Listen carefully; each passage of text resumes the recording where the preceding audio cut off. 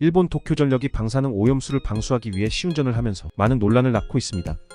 한편에선 일본에서 오염된 물이 안전하다면 왜 일본에서 사용하지 않을까라는 의견이 제기되었습니다.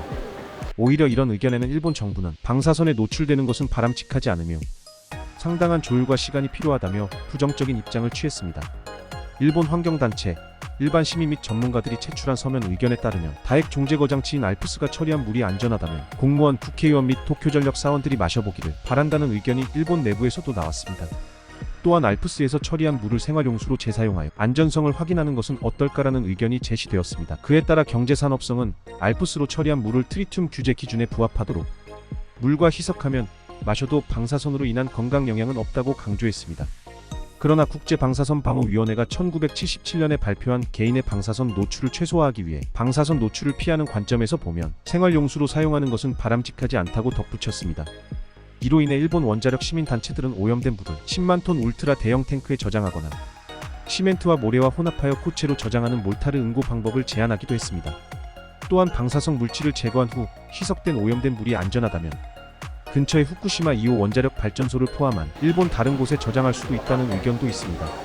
하지만 정부와 기업 측은 운송 및 저장을 포함하여 지방 정부와의 조율이 필요하며 실행에는 상당한 조율과 시간이 걸린다고 언급했습니다. 한편 방사능 오염수 방류에 대한 외국의 반응도 눈길을 끌었습니다. 사우스 차이나 모닝 포스트에 따르면 홍콩은 지난해 일본의 농산물과 수산물 수출 시장 중 두 번째로 큰 위치를 차지했습니다. 홍콩의 식품 공급의 약 2%와 해산물 소비량의 6.75%를 차지하는 적지 않은 양입니다.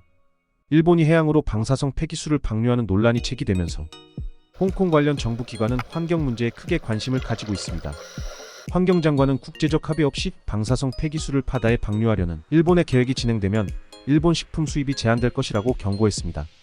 이런 국제적인 압박에 일본 당국은 국제원자력기구의 안전검토 보고서를 발표하였습니다. 하지만 홍콩 정부는 좀 더 세밀한 연구와 과학적 증거, 국제사회의 합의를 우선 고려해야 한다고 주장합니다. 오염된 물의 해양 방류에 대해 한국, 중국, 태평양 섬나라와 같은 이웃 국가들뿐만 아니라 일본 어부들의 강력한 반대에 직면하고 있는 일본 정부는 올여름에 이를 시행하기로 결정했습니다. 이에 한덕수 총리는 일본의 후쿠시마 오염수 방류에 대해 과학적 검증이 없다면 방류에 대해 반대하며 안전 기준에 맞춰 처리한 오염수는 마실 수 있다고 밝혔습니다. 이에 외교부 장관은 오염수 방류를 위한 설비 시운전에 대한 사전 통보를 받지 못했다고 전했습니다.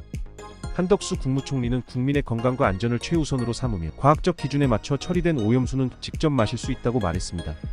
이런 일본 후쿠시마 원전 오염수 방류에 대한 불안감으로 전국적으로 건어물과 소금 등을 사재기하는 소비자가 늘어 관련 품목이 40% 이상 급등하였습니다. 해산물 관련 자영업자들은 일본산과 국내산의 구분이 어려져 손님이 줄어들 것을 우려하기도 하였습니다.